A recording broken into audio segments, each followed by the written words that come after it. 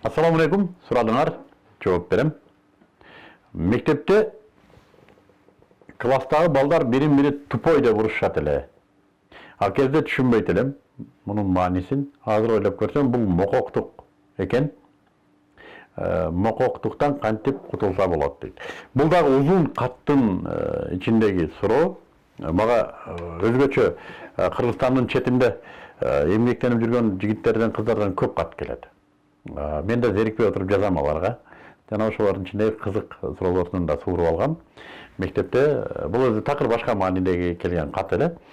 Ооба, көбү тупой деген сөздү көп айтат. Чындыгында кимди тупой дейт, кимди мокок дейт десе, бир нерсеге парасаты жетпей аткан, бир нерсени туура эмес кылып койгон адамды. Туура эмес кылып койгонду деле эмес. Мококтугунан туура эмес кылган адамды тупой дейт, мокок дейт. Мен мококмун деген деле ыр бар го. Бул эмнеден пайда болду десе, мен буга чейинки кайсыдыр бир суроого жооп берип атканда ушуну айтып өткөм.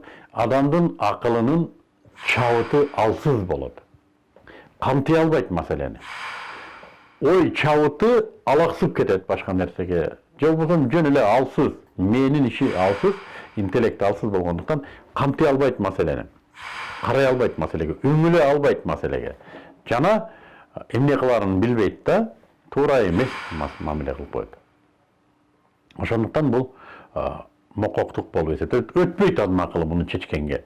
Тилекке каршы мококтук барган сайын аябай өнүгүп баратат. Себеби адамдар мээсинин үстүндө иштебей койду. Иштин көзүн үйрөнбөй койду. Билим алуу, билимдүүлөрдү аздектөө ошол бизде модага айланып барды дагы. Иштин көзүн билген адам техникалык чечимди өздөштүргөн жөндөм калып кетти. Ошондуктан бизде бүгүн айтылуу инженерлер да жок. Ойлоп табуучулук токтоп калды бүгүн. Карасаңыздар, ойлоп табуучулук дээрлик нөлгө түшүп калды. Илимдер академиясы бар бизде. Мен билбейм, илимдер академия. Балким мен кабарсыздырмын. Мен таарынып калбасын, урматтуу окумуштуулар. Балким мен кабарсыздырмын. Бирок илимдер академиясында эмне иш болуп атат мен билбейм. Илимдер академиясы мамлекеттен каржыланат. Эми азыр илим десе, акча бербейт да бизге деп айтышы мүмкүн. Бирок илим өзү акчага талап болбогон кубулуш. Илим деген илим да, ал эксперимент. Ошондуктан эгер бизде илимдер академиясы болсо, биз ушундай тоолуу, кендүү, табияты бай жерде бай жашашыбыз керек эле. Эгер илимдер академиясы чындап иштесе, эмнеге? Ал жерде иштин көзүн билишет. Илим ачка табиятта бар нерсени ачкан илим аны жашоого кантип киргизүүнү жолго коет. Прикладдык илим болушу керек. Жана мунун туундусы катары ар бир үйдө, үй бүлөдө ойлоно алган балдар болмок. Алар ушу бир нерсеге иштин көзүн билет. Муну кантип жеңилдетсек болот, муну кантип оңдосок болот, муну кантип тез жетсек болот, муну кантип бат кылсак болот деген тапшырмалардын үстүндө ойлонот. Мына ушул өткүрлүк болуп эсептелет. Мококтук бул акыл жетпейт, өтпөйт.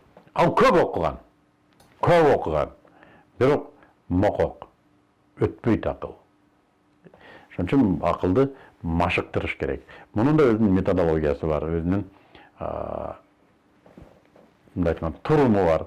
Ошондуктан мектепте тупой деген бир жери мектепте да азыркы күндө өтө билим берет, бирок өткүрлүктү бербейт.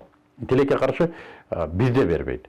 Батышта, Америкада билимге караганда акылдын өзүнүн дараметин иштетүү алда канча жолго коюлган. Ошон үчүн Американын өзүндө 2 миллиондон ашык миллионер бар. 2 миллиондон ашык миллионер бар. Бул эмнени айтат десе, балдар иштин көзүн билет. Тупой эмес.